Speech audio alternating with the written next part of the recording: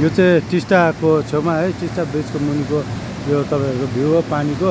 र यस्तो डरलाग्दो पानी फ्लो हुँदैछ, एकदमै डरसरी है। अझै 1-2 दिन राम्ररी पानी पर्दै चाहिँ एकदमै डेन्जर हुन्छ जस्तो छ है। र पानी चाहिँ नपर्दैछ, अब त्यति नै हो है।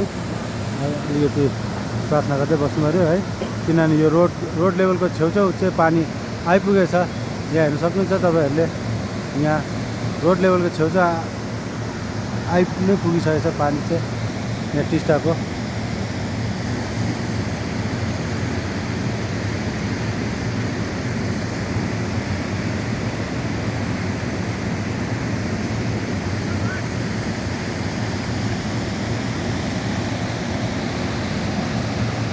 यतिको चाहिँ एकदमै पानी चाहिँ रोडको छेउछाउ नै एकदमै आइपुगेछ पानी।